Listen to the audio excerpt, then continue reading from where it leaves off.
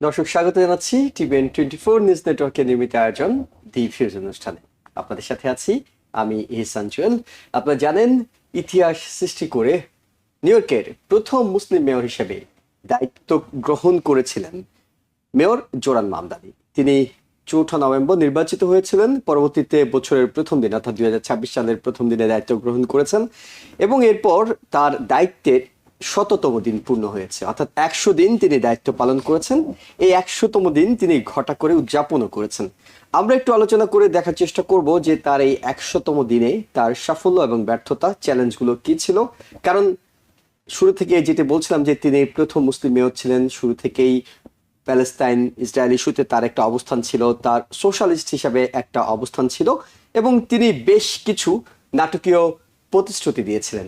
সেই সব প্রতিশ্রুতির পথে তিনি কতটা হাঁটতে পেরেছেন, কোথায় কোথায় আটকে গেছেন, সেই বিষয়গুলো আমরা একটু জানার চেষ্টা করবো। একই সঙ্গে জানার চেষ্টা করব মেয়র মামদানির এই নির্বাচিত হওয়াকে উৎসাহিত করেছে অনেক বাংলাদেশিকে। কারণ এবার আগামী জুন মাসের 3 তারিখ যে ডেমোক্রেটিক প্রাইমারিটি হতে যাচ্ছে, সেখানে অ্যাসেম্বলিম্যান, কাউন্সিলম্যান বিভিন্ন পদে বেশ কয়েকজন বাংলাদেশি প্রার্থী দাঁড়িয়েছেন। তারা সক্রিয় ভূমিকা রাখছেন এবং তাদের জয়ের সম্ভাবনা কতটুকু, সেসব বিষয়গুলো নিয়ে আলোচনা করব। এবং বিরতির পরে আমরা আলোচনা করব যারা নতুন বাড়ি কিনতে চান তাদের জন্য বেশ কিছু পরামর্শ নিয়ে একজন রিয়েলটর আমাদের সাথে যোগ দেবেন। কিন্তু এই মুহূর্তে আমাদের সাথে যোগ দিয়েছেন নিউ আমেরিকান ডেমোক্রেটিক ক্লাবের প্রেসিডেন্ট আহনাফ আলম। আহনাফ আলম, আপনাকে স্বাগত জানাচ্ছি। ধন্যবাদ আমন্ত্রণ জানানোর জন্য। জি, আমরা যখনই নির্বাচন, দেশের পলিটিক্যাল রাজনৈতিক ইস্যুগুলো নিয়ে কথা বলি তখনই আপনাকে কাছে পাই। এখন মামদানির এই 100তম দিন পূর্তিতে যদি আপনাকে বাছাই করে আমরা বলি যে আসলে তার বড় মাপের সাফল্য কি বলবেন এবং তার ব্যর্থতাগুলো কি বলবেন? কারণ আমরা নিউ ইয়র্ক টাইমসকে দেখছিলাম যে তারা যখন এই 100তম দিনকে বিশ্লেষণ করছিল তখন তারা বলছিল যে মামদানি সোশ্যালিস্ট হিসেবে যাত্রা শুরু করছিলেন, কিন্তু দিনে দিনে তিনি মধ্যপন্থী হয়ে যাচ্ছেন, তিনি শিখছেন, এখনো শেখার পর্যায়ে আছে। এবং তারা এটাও বলছেন যে অনেক সময় তিনি আইন শৃঙ্খলার ব্যাপারে যেসব পুলিশ কমিশন গঠন থেকে শুরু করে বিভিন্ন প্রতিশ্রুতি দিয়েছেন সেগুলো এখনো বাস্তবায়ন করতে পারেননি। ফ্রি চাইল্ড কেয়ার এবং একটি ফ্রি গ্রোসারিও তিনি চালু করেছেন, যেটা তার অন্যতম সাফল্য হিসেবে দেখা যেতে পারে। কিন্তু একটু জানতে চাই যে সাফল্য ব্যর্থতার পাল্লাগুলো কোন দিকে ঝুঁকে আছে? ধন্যবাদ। আসলে 100 দিনে এই সফলতা এবং ব্যর্থতা নির্ণয় করাটা খুবই দুরূহ। তবে যেটা হলো যে তার নির্বাচনের 8 দিনের মাথায় যে ইউনিভার্সাল চাইল্ড কেয়ার গভর্নর হোকলের সাথে যৌথভাবে যে ঘোষণা করেছেন, এটা তার নির্বাচনী এজেন্ডার মধ্যে একটি বড় ব্যাপার ছিল। তো এটা একটি পজিটিভ দিক। আর আপনার জানেন যে আপনার ও আরো অনেকগুলি প্রমিস করেছিল, বিশেষ করে ফ্রি বাস। কিন্তু ফ্রি বাসটা কিন্তু আমরা দেখতে পাচ্ছি যে এখনো পর্যন্ত এটার তেমন কোনো কার্যকারিতা আমরা দেখতে পাচ্ছি না, এবং যতটুকু খবর পাচ্ছি যে এটা আসলে খুব সহসায় আপনার নিউ ইয়র্ক সিটিতে ইমপ্লিমেন্ট করাটা খুব কষ্টসাধ্য হবে, কারণ এটা অনেক বাজেটের ব্যাপার। প্লাস আপনার যেই এমটি এর যে ইউনিয়নগুলি আছে ওরাও কিন্তু চায় না যে আপনার ফ্রি এভাবে বাসগুলি দেওয়া হোক। সো এটা, আর আপনারা জানেন যে আপনার যে যারা ট্রেডিশনাল পলিটিশিয়ান তারা কিন্তু ইউনিয়নের সাথে গভীরভাবে কাজ করে, কারণ ইউনিয়নের সাপোর্ট নিয়ে কিন্তু ওরা নির্বাচিত হয়। সো এটা আমাদের একটু দেখার বিষয়। আরেকটা যেটা আপনি বলেছেন যে আজকেই মনে হয় একটি ফ্রি গ্রোসারি হার্লেমে ওপেন করেছে, সিটি ফান্ডেড। সো এইটাও আরেকটি সফলতা দেখা যেতে পারে। কিন্তু ওভারঅল ওনার জোরান মামদানির অ্যাপ্রুভাল রেটিং আজকে যেটা বের হলো সেটা হলো অ্যাবাউট 48%। এবং ওনাকে কিন্তু 63% পিপল মনে করে যে উনি হার্ডওয়ার্কিং মেয়র মেয়র জনগণের ইস্যু বুঝেন এবং উনি কাজ করার চেষ্টা করছেন।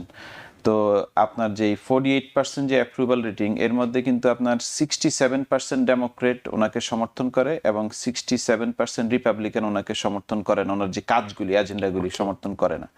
আর যদি বোরো ওয়াইজ এটাকে যদি আমরা ভাগ করি, আমরা দেখব যে ম্যানহাটনে হলো গিয়ে সর্বোচ্চ সংখ্যক অ্যাবাউট 55% পিপল ওনার কাজকে সমর্থন করেন, এবং লোয়েস্ট হলো স্টেটেন আইল্যান্ড, যেখানে রিপাবলিকান ভোটার সবচাইতে বেশি। স্টেটেন আইল্যান্ডে ওনার ডিসঅ্যাপ্রুভাল রেটিং হলো 57%। এবং আমি খুব শক যে কুইন্সে কিন্তু ওনার অ্যাপ্রুভাল রেটিং খুবই কম, সেটা হলো গিয়া 45% হলো অ্যাপ্রুভাল রেটিং।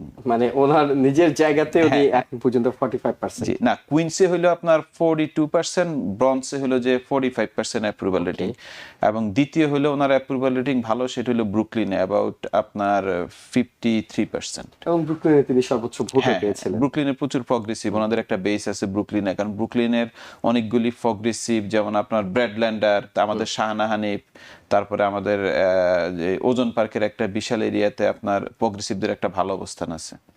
ওকে, এটি তো গেল জরিপ কিংবা জনমতের বিষয়, কিন্তু আমরা যদি মনে করি যে তার সাফল্যের জায়গায় একটা বড় চ্যালেঞ্জ ছিল ফ্রি চাইল্ড কেয়ার চালু করা, যেটি তিনি পরীক্ষামূলকভাবে 2000 জন বাচ্চার জন্য 2 বছর, বিশেষ করে 2কে এবছর চালু করেছেন। এটি কত দূর যেতে পারে, কিংবা এটি আমাদের কমিউনিটি কতটা এখান থেকে সুযোগ সুবিধা পাওয়ার সুযোগ আছে?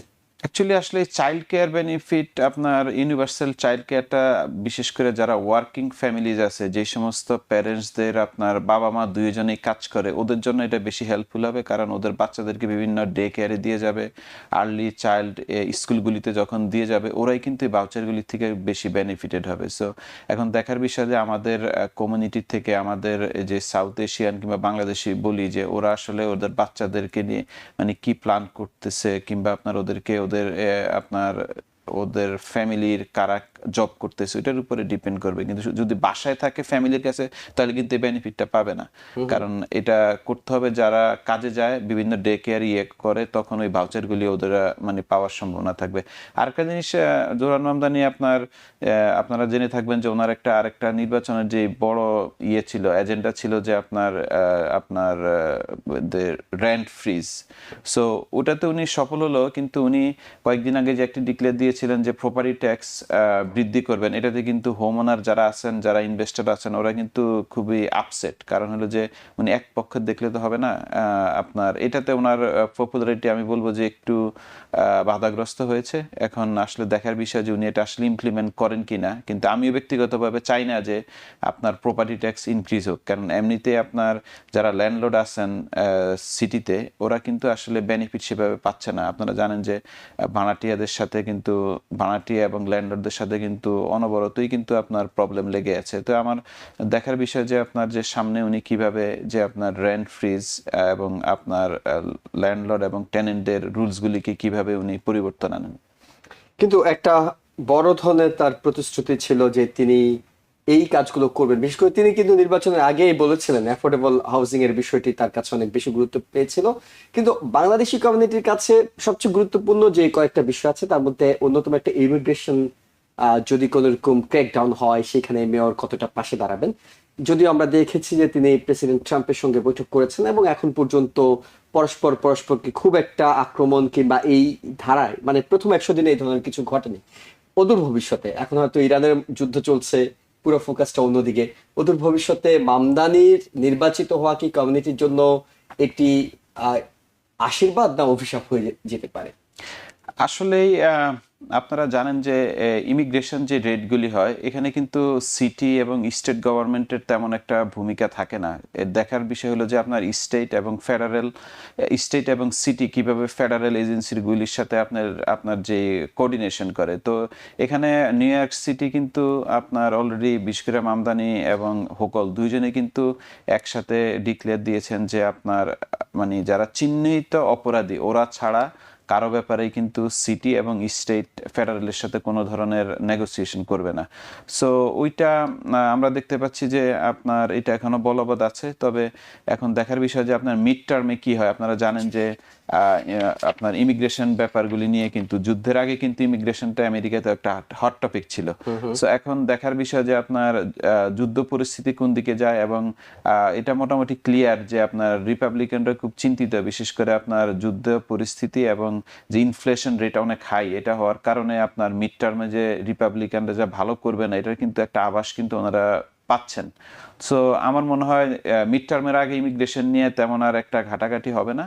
এবং আপনার যেটা হলো যে মামদানি যেই প্রতিশ্রুতি দিয়েছেন যে আপনার ইমিগ্রেন্টদের পাশে থাকবেন, এবং উনি কিন্তু ওনার কথা মতো কিন্তু উনি কিন্তু এখনো কিন্তু আছেন। এবং উনি আপনারা জানেন যে ডোনাল্ড ট্রাম্পের সাথে, প্রেসিডেন্টের সাথে যে উনি দেখা করেছেন, উনি কিন্তু ওখানেও কিন্তু আপনার এটা মানে মিটিং এর বিস্তারিত আমরা জানি না, কিন্তু প্রেস কনফারেন্সে যেটা উনি বলেছেন যে উনি প্রেসিডেন্ট ট্রাম্পকে ক্লিয়ার করেছেন যে উনি ওনার সিটিতে আইসকে উনি সেভাবে উনি অ্যাক্সেস দিবেন না। তো আমরা ওইটা দেখতে পেরেছি, কিন্তু এখন আসলে দেখার বিষয় পলিটিক্সে আপনারা জানেন যে গিভ অ্যান্ড টেকের ব্যাপার, কারণ আপনারা জানেন যে নিউ ইয়র্ক সিটিতে অনেক বাজেট ঘাটতি আছে এবং এই বাজেটের অনেক একটি অংশই কিন্তু আপনার ফেডারেল থেকে আসতে হবে।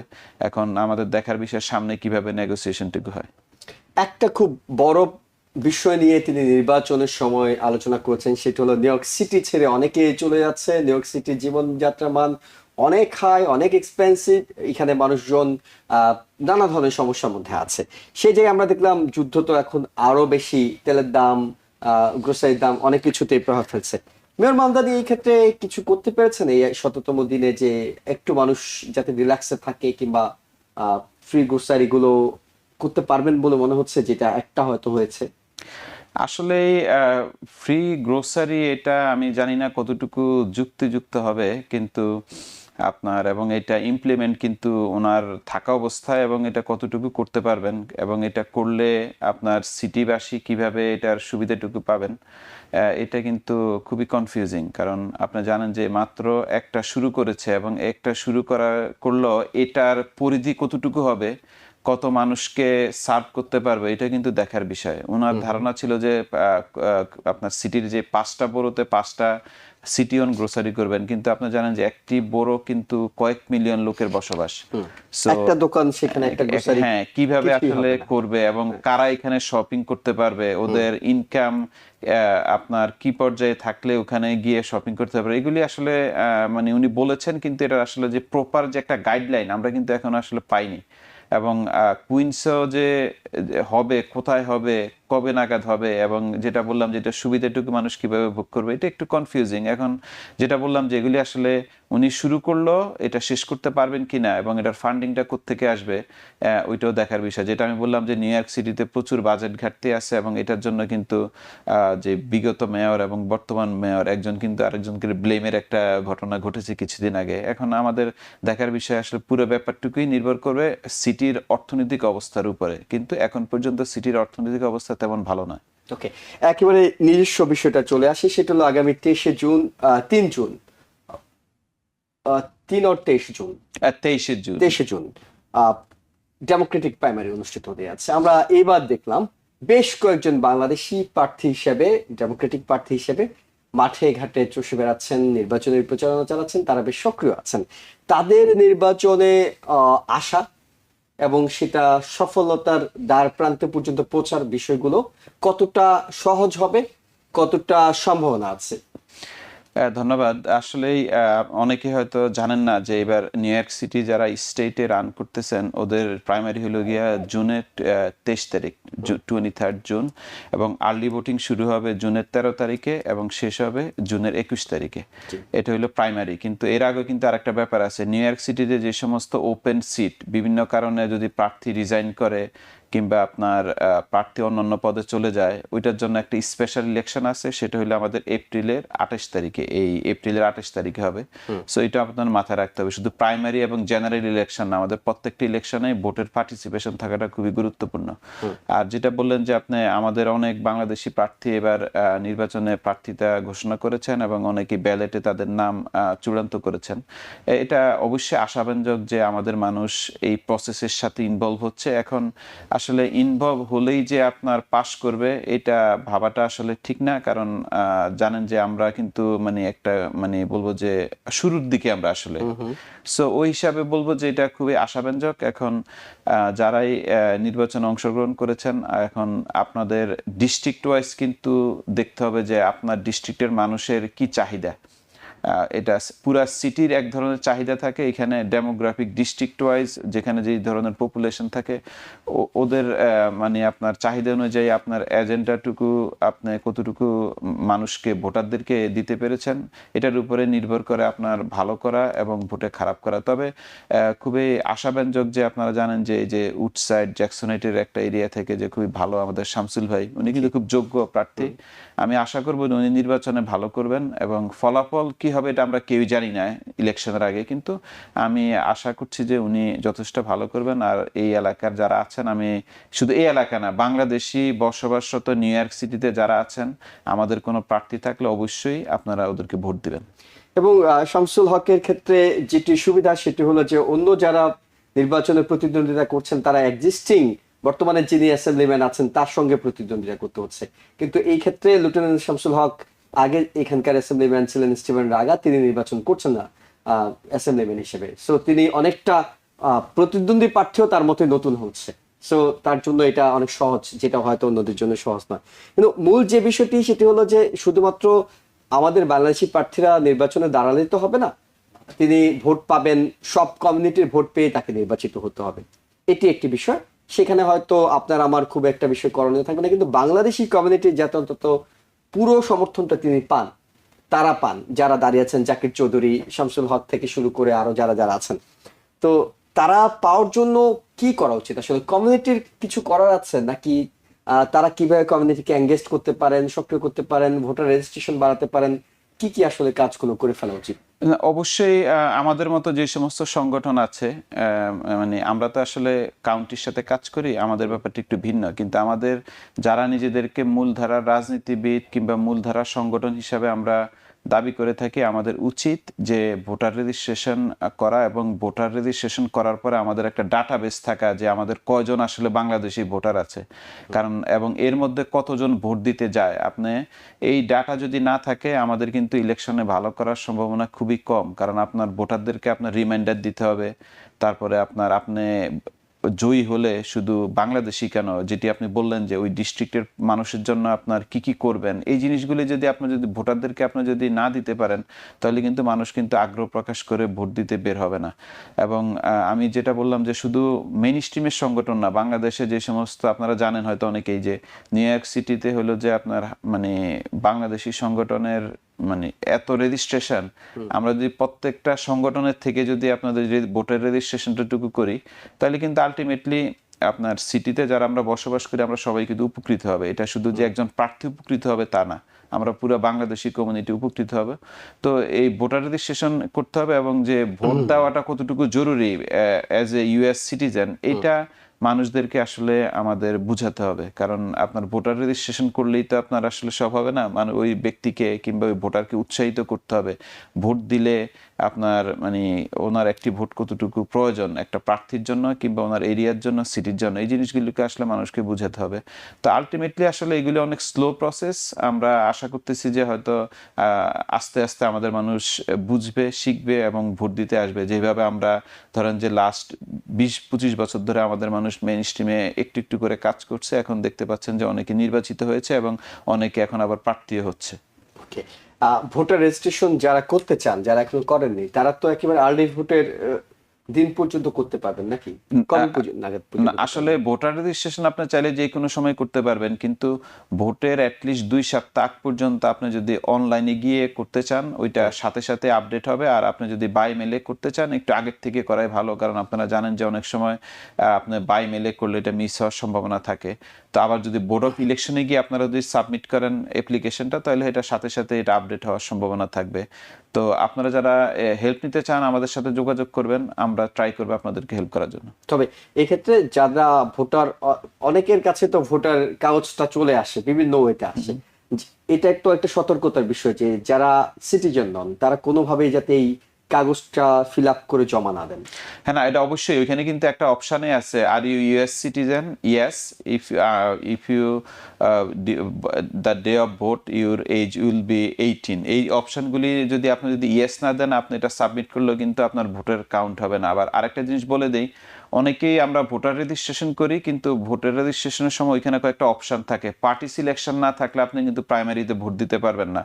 আমরা যখন ভোটার রেজিস্ট্রেশন করি এবং অনেকের চেক করি যে ওদের ভোটার রেজিস্ট্রেশন স্ট্যাটাসটা দেখি, আমরা ওখানে গিয়ে থেকে উনি ঠিকই ভোটার রেজিস্ট্রেশন করেছেন কিন্তু কোনো পার্টি সিলেক্ট করেন নাই। আপনি যদি পার্টি সিলেক্ট না করেন, আপনি ওই মানে পার্টির প্রাইমারিতে আপনি ওই প্রার্থীকে ভোট দিতে পারবেন না, আপনি শুধু একবারই ভোট দিতে পারবেন, সেটা হলো নভেম্বরে। আর এবার নভেম্বরের ইলেকশনটা হবে নভেম্বরের 3 তারিখ, যেটাকে আমরা জেনারেল ইলেকশন বলি। তো এটা অবশ্যই আমাদের মাথায় রাখতে হবে। আমি ডেমোক্রেট, আমি বলবো না যে আপনাদেরকে ডেমোক্রেটিক পার্টি করতে হবে। আপনি যদি রিপাবলিকান পার্টিকে সমর্থন করেন, অবশ্যই আপনার ভোটার রেজিস্ট্রেশনে আপনি রিপাবলিকানকে আপনি ওইখানে টিক মার্ক দিতে হবে, তা নইলে আপনি ভোট দিতে পারবেন না। এবং এই ক্ষেত্রে আরো একটা পরামর্শ হয়তো দিয়ে দিতে পারেন, সেটা হলো যে এটি পরিবর্তনযোগ্য। চাইলে আপনি একবার ডেমোক্রেটিক হিসেবে টিক দিয়েছেন বলে সারা জীবন আপনাকে এটিতে থাকতে হবে, বিষয়টা তা না। না, আপনি চাইলে এটা প্রত্যেক ইলেকশনে আপনি এটাকে চেঞ্জ করতে পারেন।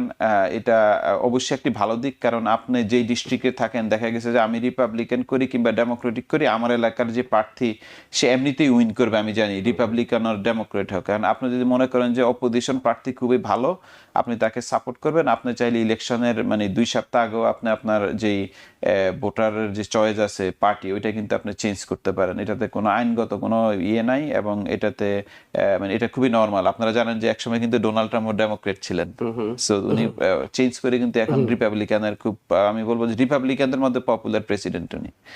জি, অনেক ধন্যবাদ আনাফ আলম। আমরা অনেকক্ষণ ধরে অনেকগুলো বিষয় পরামর্শ আপনার কাছ থেকে নিয়েছি। তবে দর্শক, যেটি মূল বিষয় সেটি হলো যে বাংলাদেশিরা নির্বাচন করছেন, তারা অনেকে বেশ যোগ্য প্রার্থী হিসেবে আবির্ভূত হয়েছেন।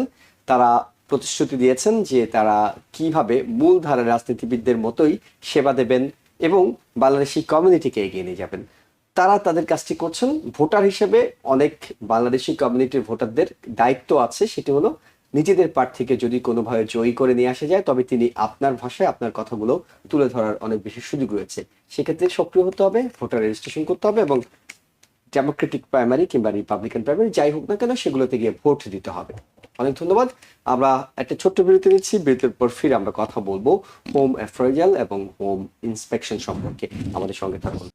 দর্শক, স্বাগত জানাচ্ছি দিবেজ অনুষ্ঠানে। আবারও আপনাদের সাথে আছি আমি, এহসান জুয়েল। সামার আসতে শুরু করেছে এবং এই সময়টা যারা বাড়ি কিনবেন বলে ভাবছেন তাদের জন্য খুবই সুবর্ণ সময়। তারা অপেক্ষা করে থাকেন সামার আসবে, স্বপ্নের নতুন বাড়িটি কিনবেন। এই বাড়ি কেনার পথে অনেকগুলো বিষয় আপনাকে খেয়াল রাখতে হয়। একজন পেশাদার রিয়েলটরের সহযোগিতা তো অবশ্যই নেবেন, তার পাশাপাশি কিছু বিষয় যদি আপনার জানা থাকে একজন ক্রেতা হিসেবে, তাহলে আপনি খুব সহজেই রিয়েলটরের সঙ্গে এই বিষয়গুলো আলোচনা করে নিতে পারবেন। এবং তার মধ্যে দুটি বিষয়কে আমরা আজকে গুরুত্বপূর্ণ হিসেবে দেখছি, সেটি হলো হোম অ্যাপ্রাইজাল এবং হোম ইন্সপেকশন। এই দুটো বিষয় আপনি কিভাবে করবেন, দুটোর মধ্যে পার্থক্য কি, সেসব বিষয় নিয়ে আমরা আলোচনা করব। আমাদের সাথে স্টুডিওতে যোগ দিয়েছেন লাইসেন্সড রিয়েল এস্টেট এজেন্ট ও ইনভেস্টর মাহবুব মামুন। মাহবুব মামুন ভাই, আপনাকে স্বাগত জানাচ্ছি। ধন্যবাদ জুয়েল ভাই, এবং সেই সাথে আমি সবাইকে শুভ নববর্ষ জানাচ্ছি। আজকে নববর্ষের প্রথম দিন, বাংলা নববর্ষের। Thank you so much. And আপনারা যারা দেখছেন এখন লাইভে, যারা পরবর্তীতে দেখবেন, সবাইকে শুভ নববর্ষ। জি, আমাদের অনুষ্ঠানটি সরাসরি সম্প্রচার হচ্ছে। আমাদের স্ক্রিনে যে নাম্বারটি দেখাচ্ছি, যারা ক্রেতা কিংবা বিক্রেতা আছেন, তারা যদি অভিজ্ঞ রিয়েলটরের কাছে কোনো প্রশ্ন করতে চান, সেটিও করার সুযোগ পাবেন। একই সঙ্গে ফেসবুক পেজে আপনার কমেন্টসে গিয়েও যে কোনো প্রশ্ন করার সুযোগ পাচ্ছেন, আমরা সেটি জেনে দেওয়ার চেষ্টা করব। মাহবুব মামুন, আপনার কাছে শুরুতে জানতে চাই, হোম অ্যাপ্রেজালের কথা বলছি, হোম ইন্সপেকশনের কথা বলছি, শব্দগুলো আমরা শুনেছি, শুনিনি তা নয়, কিন্তু দুটোর মধ্যে কি কোনো পার্থক্য আছে এবং সেটা এই দুটো বিষয় কেন গুরুত্বপূর্ণ বাড়ি কেনার সময়? আমরা তো সবসময় যেটা করি যে বাড়ির লোকেশন দেখি, বাড়ি দেখি, এরিয়া দেখি, দাম জানি, কিন্তু এই অ্যাপ্রেজাল এবং ইন্সপেকশনের বিষয়গুলো কি? এটা আসলে জুয়েল ভাই, thank you for asking this question. এটা অনেক গুরুত্বপূর্ণ, কারণ আমরা অ্যাপ্রাইজাল সম্বন্ধে যেটা বুঝি, আপনি যদি একটা বাড়ি কিনতে চান, বাড়ির যদি আপনি মর্গেজ নিতে চান, লোন নিতে চান, তাইলে ওই যে অ্যাপ্রাইজালটা আসে, অ্যাপ্রাইজার আসে, আইসা দেখবে আপনার বাড়ির ভ্যালু কত। হ্যাঁ, ওইটার উপরেই আপনাকে আসলে সাধারণত লোনটা দেয়া হয়। হ্যাঁ, তো এইটা আসলে অ্যাপ্রাইজাল ফিটাও বায়ার পে করে। সাধারণত যদি আপনি একটা বাড়ি কিনতে চান, আপনি পে করতে হবে। ওইটা দিয়ে আমরা বুঝতে পারি বাড়ির ভ্যালুটা কত। আর যদি আমরা ইন্সপেকশনের কথা বলি, তাহলে inspection is very very important. কারণ ইন্সপেকশন, আমরা আসলে ইন্সপেকশন দিয়ে দেখি বাড়ির আসলে কি অবস্থা।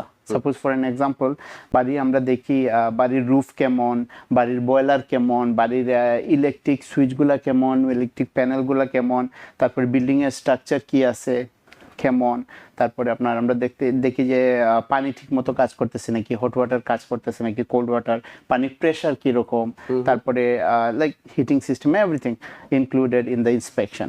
সো এটা অনেক ইম্পর্টেন্ট। এটা দিয়ে আসলে বোঝা যায় বাড়ির কোন জিনিসটা ওয়ার্কিং কন্ডিশনে আছে, কোন জিনিসটা কাজ করতেছে না। ওকে, কিন্তু এটা আমি বাড়ি কিনতে চাই এজ এ ক্রেতা, তাহলে আমাকে এই খরচটা দিতে হবে, দুটোর খরচই আমাকে দিতে হচ্ছে। ইয়েস, আপনি যদি বাড়ি কিনেন, সাধারণত ধরেন আপনার একটা বাড়ি খুঁজলে আপনার একটা বাড়ি চয়েস হলো, চয়েস হলে পরে আপনি ল্যান্ডারের কাছে গেলেন, যাওয়ার পরে উনি একজন অ্যাপ্রাইজাল দেন মানুষ দিবে, অ্যাপ্রাইজাল ফিটা আপনার পে করতে হবে। অ্যাট দ্য সেম টাইম ইন্সপেকশনটা কিন্তু আগে আসে। হ্যাঁ, সো আপনি ধরেন একটা বাড়ি খুঁজতে খুঁজতে আপনার স্বপ্নের বাড়িটা পেয়ে গেলেন, যে সময় আপনি পেয়ে যাবেন তখন আপনার একটা অফার দিবেন।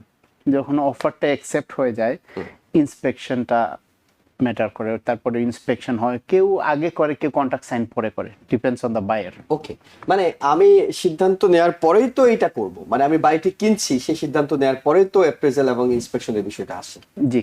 ওকে, সেক্ষেত্রে খরচ কেমন হয়, মানে এই দুটো তো অ্যাপ্রেজাল এবং ইন্সপেকশনে কেমন খরচ হয়?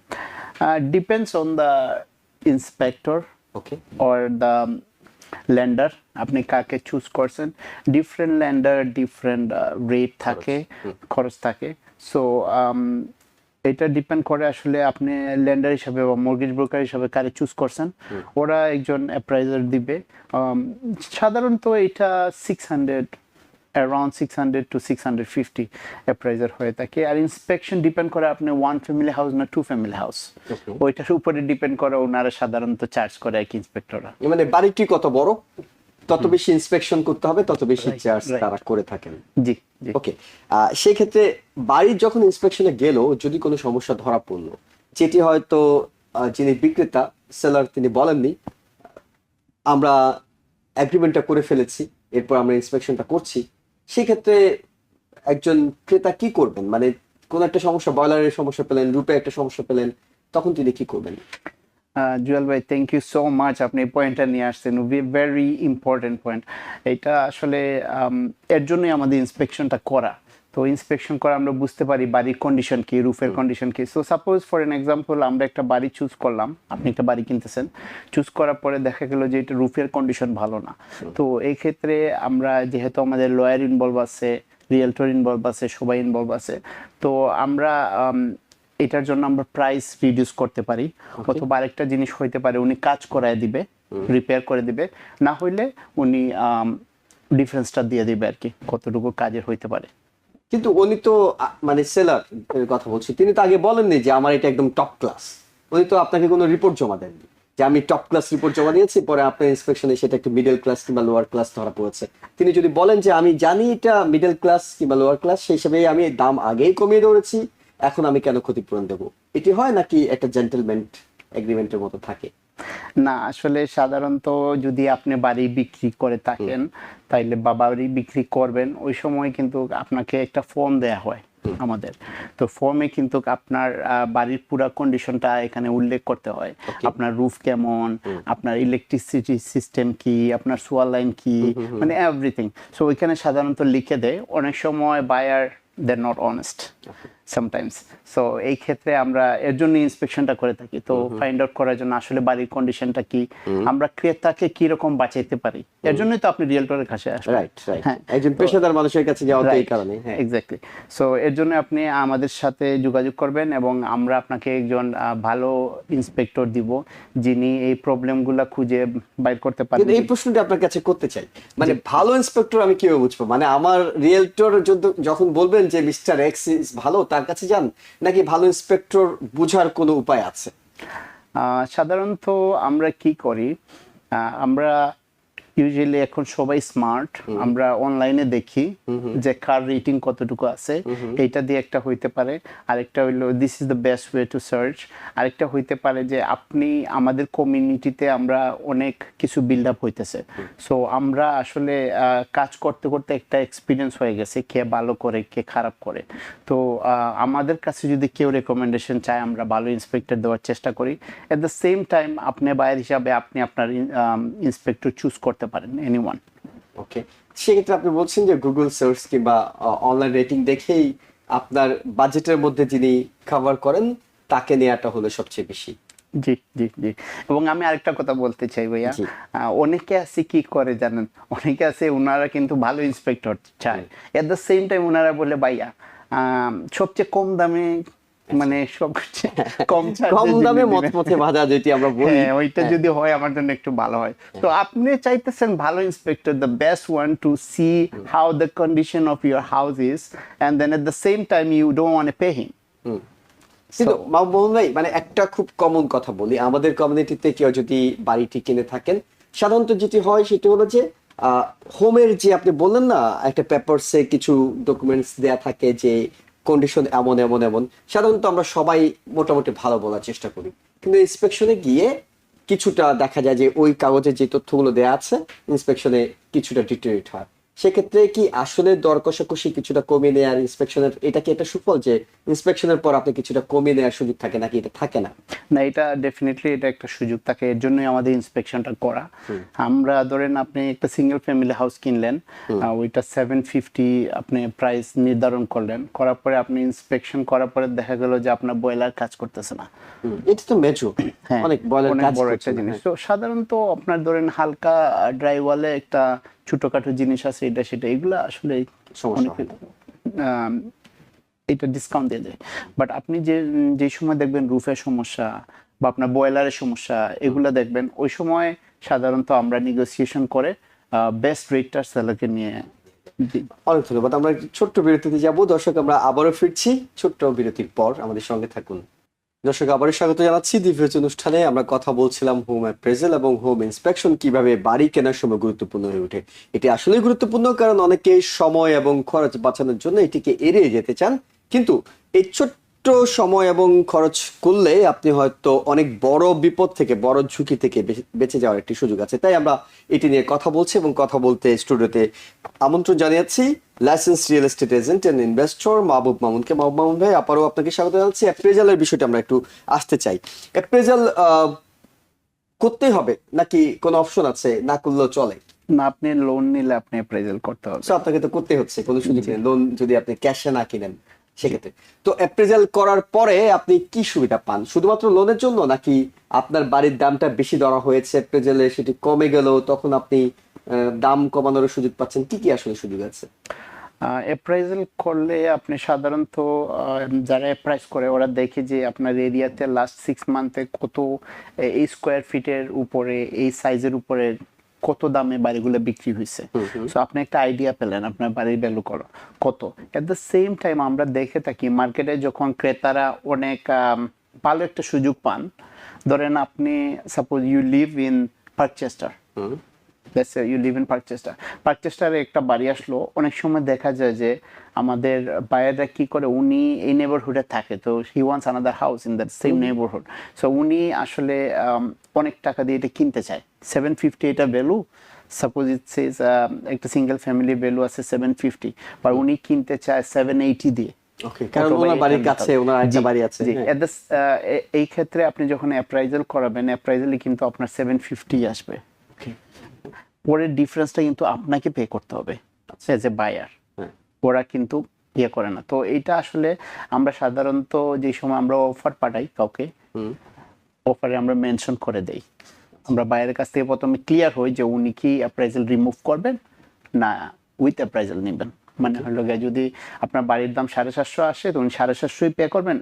আমরা যেমন অফার করলাম ওনার 780, রাইট, বাট অ্যাপ্রাইজাল আসলো 750, তো এই ক্ষেত্রে কি উনি 780 দিয়ে নেবেন না 750 দিয়ে নেবেন?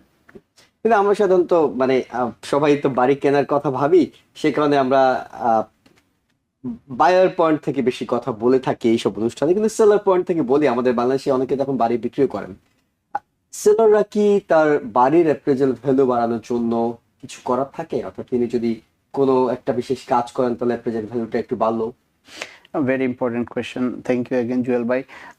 এইটা হইতে পারে কেন? কারণ হইলো গিয়ে সাপোজ মার্কেটে এখন 750,000 দিয়ে একটা বাড়ি বিক্রি হচ্ছে, ওইটার ভিতরে কাজ অনেকগুলো ফিনিশ নাই।